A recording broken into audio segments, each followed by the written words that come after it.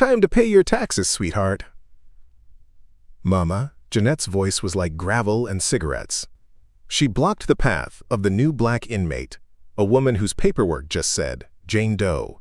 In Black Creek Women's Correctional, Jeanette was the warden, judge, and executioner all rolled into one. Her empire was built on breaking spirits. Surrounded by her crew, Jeanette shoved the newcomer, expecting her to stumble. But the woman didn't move. She absorbed the force like a stone wall, her eyes briefly flashing with a cold fire that made Jeanette pause. For a split second, Jeanette wasn't looking at a prisoner. She was looking at a predator. But the moment passed.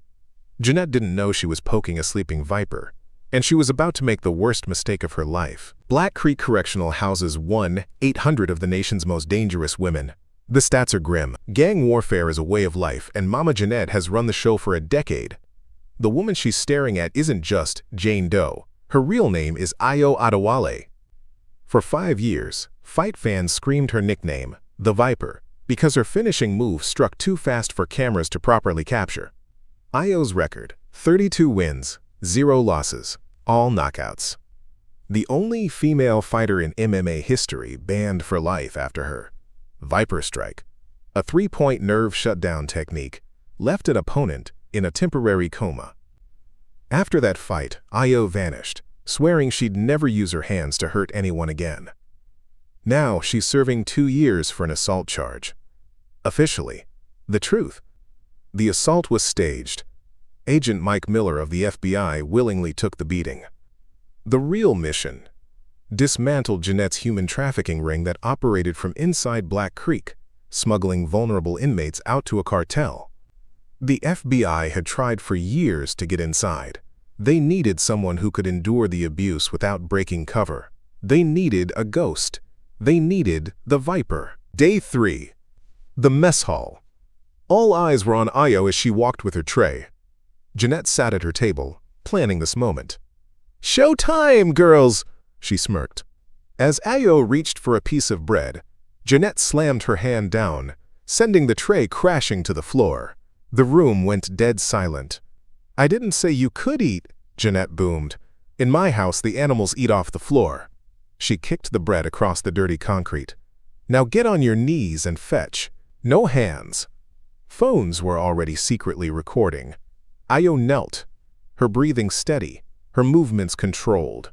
She crawled and picked up the bread with her mouth as Jeanette's crew laughed. The videos started uploading to a private, paying online group with the tag #KennelGirl. But as Jeanette went to shove Ayo's face toward the floor, something happened. For less than half a second, Ayo's body shifted.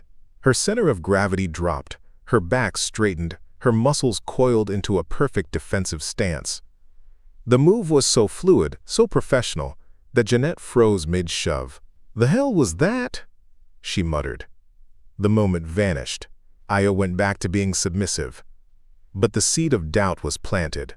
Back in the cell, her cellmate Sarah Jenkins, a former Army medic, cleaned a cut on Ayo's lip. "That wasn't a normal reaction out there," Sarah said quietly. "Street fighters don't move like that." "Who are you?" Week 1 was a systematic campaign to break Ayo. Day 4, Jeanette forced her to clean the overflowing toilets with her prison uniform shirt, while her crew spat on her. Day 6, the humiliation was live-streamed to Jeanette's sick audience of online subscribers, earning her thousands in donations. "Welcome to the Kennel Club," Jeanette announced to her laptop, forcing Ayo to bark like a dog for a piece of dry toast. Jeanette's paranoia grew. She had her contacts run a background check on Jane Doe, but the file was sealed at a federal level. "Why is a simple assault case locked down by the feds?" she asked her corrupt guard contact. The suspicion boiled over in week 2. Jeanette decided to make an example of Ayo in the laundry room, a place with no cameras. She sent in her top enforcer, a 250-pound monster named Spike. "Make her scream," Jeanette ordered, "but make it look like an accident." As Spike cornered Ayo, Sarah made her move. She shoved a crumpled magazine page into Ayo's hand. It was a faded ad for a pay-per-view fight. The headline read, "The Viper strikes again.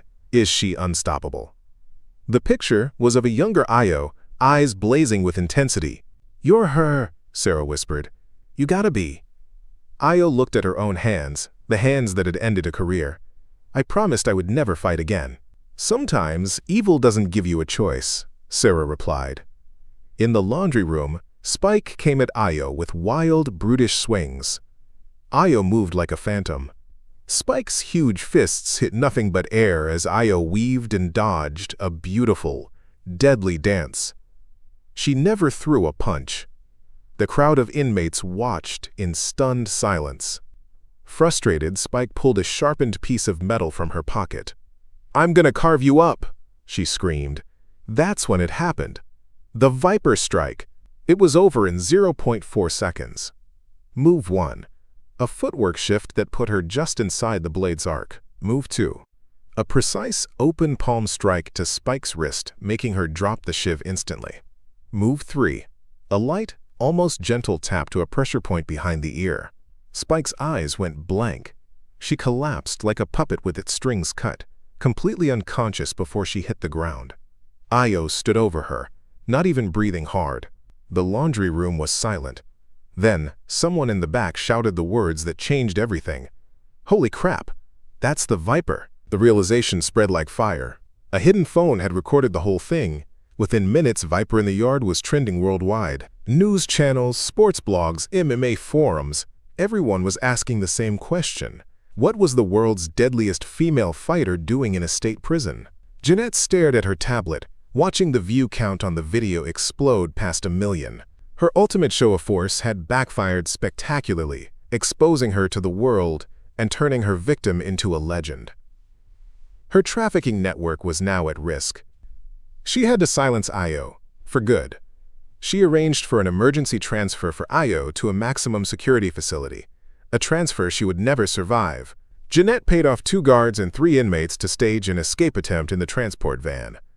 A dead prisoner tells no tales.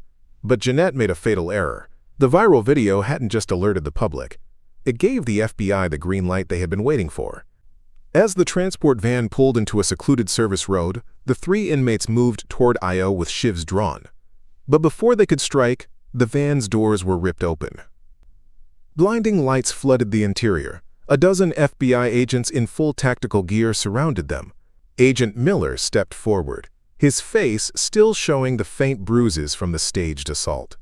"Mama Jeanette," he said into his radio as agents swarmed the prison, "your enterprise is over." He turned to Io. "Special Agent Adewale, your mission is complete." The inmates stared in disbelief. Jeanette, listening on a contraband radio, smashed it against the wall as she heard the FBI raiding her office. Her entire international trafficking operation unraveled in minutes. The evidence Io had gathered from the inside, names, routes, buyers, was the final nail in the coffin. 2 years later, Black Creek is a model for reform. The Jeanette era is a dark memory, replaced by education programs and counseling. The violence rate has dropped by 90%. Io Adewale never fought in a ring again. Instead, she opened a non-profit gym in a tough neighborhood, teaching self-defense to women and at-risk girls. The sign on the wall reads, "True strength is protecting those who can't protect themselves." Her story, made into a blockbuster movie, funded the gym and a dozen others like it across the country. The Viper was a legend, but Io Adewale was a hero. If this story of hidden strength inspired you, hit that subscribe button and join the Black Fables family. We bring you tales of justice, power, and redemption every week. Did you see the twist coming? Comment below how you would use your strength to defend others. Remember, the quietest person in the room is often the one you should watch out for.